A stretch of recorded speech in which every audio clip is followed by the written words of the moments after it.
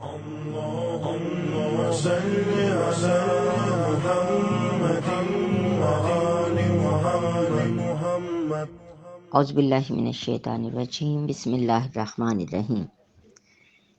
ابن زیاد نے جب بصرہ والوں سے خطاب کیا تو اس میں آخر میں اس نے جب کہا تھا کہ میں ابن زیاد ہوں اور اپنے باپ سے بہت زیادہ شباہت رکھتا ہوں، دراصل اپنے باپ کی شباہت کا تذکرہ کر کے وہ یہ بیان کرنا چاہتا تھا کہ میں بھی اپنے باپ کی طرح ظلم و جور و تشدد اور انتقام کا پیکر ہوں.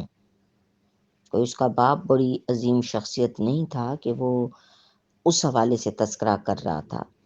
وہ لوگوں پر یہ دھاک بٹھا رہا تھا کہ جس طرح وہ ظالم تھا، متشدد تھا، منتقم تھا، میں بھی ویسا ہی ہوں.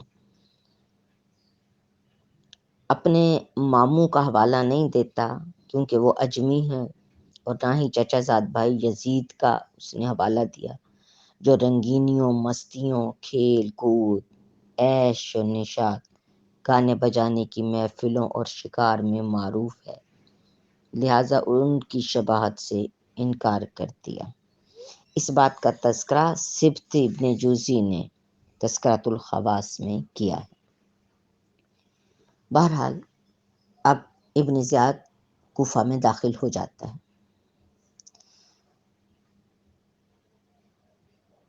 خطبہ دے کر ابن زیاد دوسرے دن صبح کوفہ کی طرف روانہ ہو گیا. اس کے ہمراہ مسلم بن عمر باہلی، شریک بن عور حارثی اور اس کے نوکر چاکر نیز خاندان کے تقریباً 10 افراد تھے. جب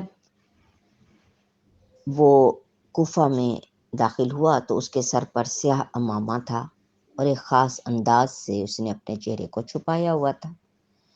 اس کا نتیجہ یہ ہوا کہ کوفہ والے جو کہ امام حسین علیہ السلام کے آنے کے منتظر تھے اور انہیں خبر تھی کہ وہ روانہ ہو چکے ہیں، انہوں نے جب ابن زیاد کو دیکھا تو وہ یہ سمجھے کہ یہ امام ہے کیونکہ چہرہ چھپا ہوا تھا. لہٰذا وہ جس طرف سے گزر رہا تھا لوگ اسے سلام کر رہے تھے اور کہہ رہے تھے مرحبا مرحبا بکا یبن رسول اللہ، فرزند رسول، آپ کا آنا مبارک ہو، آپ کا قدم مبارک ہو، ہم آپ کا خیر مقدم کرتے ہیں. جب اس نے دیکھا کہ یہ ساری مبارکبادی امام حسین علیہ السلام کی خوشی میں ہے تو اسے یہ بات بری لگی. ابن زیاد کو اس سے غصہ آ گیا. اپنے ساتھیوں سے کہنے لگا کیا تم لوگ بھی وہی دیکھ رہے ہو جو میں دیکھ رہا ہوں؟ یہ لوگ کیا سمجھ رہے ہیں اور کس کا استقبال کر رہے ہیں؟ جب لوگ بے قابو ہو گئے یہ سوچ کر کہ فرزند رسول کی آمد ہو گئی ہے، تو ابن زیاد کے جو 7 لوگ تھے ان میں مسلم بن عمر باہلی نے کہا رک جاؤ، تم لوگ کس دھوکے میں ہو؟ یہ امیر عبید اللہ ابن زیاد ہے، نہ کہ حسین ابن علی. جب وہ محل میں داخل ہو گیا اور لوگوں نے سمجھ لیا کہ یہ تو عبید اللہ ابن زیاد ہے تو اہل کوفہ شدید غم میں مبتلا ہو گئے. کوفہ میں داخل ہونے کے بعد ابن زیاد نے خطبہ دیا. جب ابن زیاد قصر میں آ گیا یعنی محل میں داخل ہو گیا تو دوسرے دن صبح کی نماز جماعت کا اعلان ہوا. اعلان ہوتے ہی لوگوں کی بھیڑ جمع ہو گئی. ابن زیاد محل سے نکلا اور حمد و ثنائے الہی کے بعد بولا اما بعد، امیر المومنین نے مجھے تمہارے شہر اور اس کی سرحدوں کا امیر بنایا ہے. پہلے بھی میں نے آپ کی خدمت میں عرض کیا کہ یہ شخص امیر المومنین اپنے حاکم خلیفہ یزید کو کہہ رہا ہے. ابن زیاد کہتا ہے کہ مجھے حکم دیا ہے کہ تمہارے درمیان مظلوموں کو انصاف اور محروموں کو ان کا حق دوں.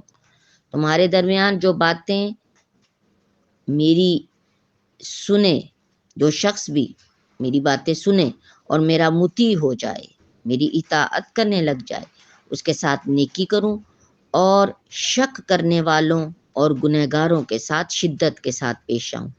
یہ جان لو کہ میں تمہارے سلسلے میں اپنے امیر کا حرف بحرف پابند ہوں، اور میں ان کے عہد و پیمان کو تمہارے سلسلے میں نافذ کر کے رہوں گا۔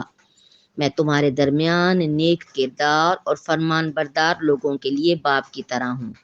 میرا تازیانہ اور میری تلوار ہر اس شخص کے لیے ہے جو میرے حکم اور میرے امر کی مخالفت کرے گا۔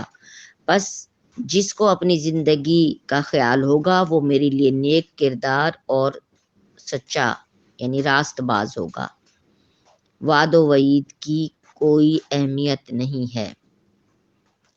یہ کہہ کر وہ منبر سے نیچے اترا اور شہر کے جو لوگ تھے، جانے پہچانے لوگ تھے، ان سے بڑی سختی سے پیش آتے ہوئے کہنے لگا، تم لوگ ناشناس اور بیگانہ افراد کے سلسلے میں لکھ کر مجھے دو، یعنی ایسے لوگوں کے بارے میں مجھے بتاؤ جو انجان سے ہیں اور ارد گرد ہیں، اور وہ لوگ جن کی امیر المومنین کو تلاش ہے، اور حروریہ والوں کے بارے میں بھی لکھ کر مجھے بتاؤ۔ حروریہ سے مراد خوارج ہیں۔